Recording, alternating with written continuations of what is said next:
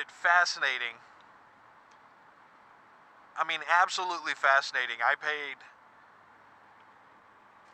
a certain, I think the helmet itself was $450. The visor is fairly expensive, and tax, Tennessee state sales tax is damn near 10%. So it come out to what it come out to, right? Well, I can drive from Chattanooga to Knoxville, which is 100 miles each way, getting 18 miles to the gallon. It's going to cost me $30 to make the trip. Buy all this shit and go home and spend less money than going to either of the only two places in Chattanooga that I know of that has a good selection on equipment. Now, I'm not gonna drive all over fucking Chattanooga looking for shit, because there's no dedicated gear shops. It's all dealerships. And dealerships have a pretty high markup. In fact, this helmet is $112 cheaper where I got it versus the dealer in Chattanooga that I know has it. It's the exact same helmet. And I saved over $100 just on the helmet. And I don't want to know how much they charge for the visor. I didn't really want to buy a new visor, but they changed the designs. So the old visor that I've got for this helmet that I'm wearing right now, it won't work. Which is okay, because the new setup's got pin locks in it, which I think is worth buying a new one.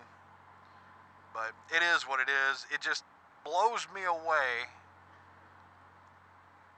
that I can drive that far, spend that much money, and still save. I'm still coming out like 50 or 60 bucks ahead.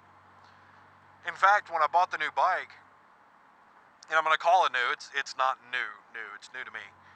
I drove 140 miles each way to pick it up. I had a friend of mine give me a ride, and bought it, and then rode it home.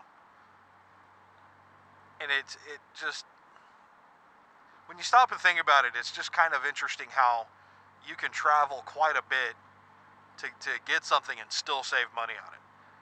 For the motorcycle, I ended up having to travel simply because there were no available specimens anywhere else.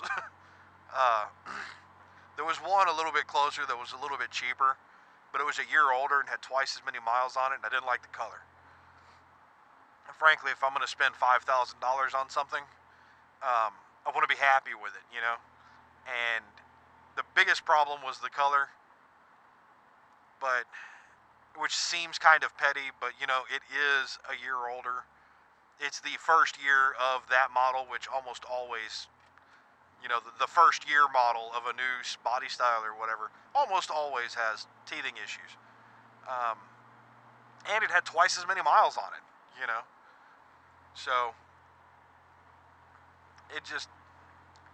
the one that I got cost a little bit more, but the only other option was to, drive 700 miles and pay another $3,000 on top of it. It's crazy.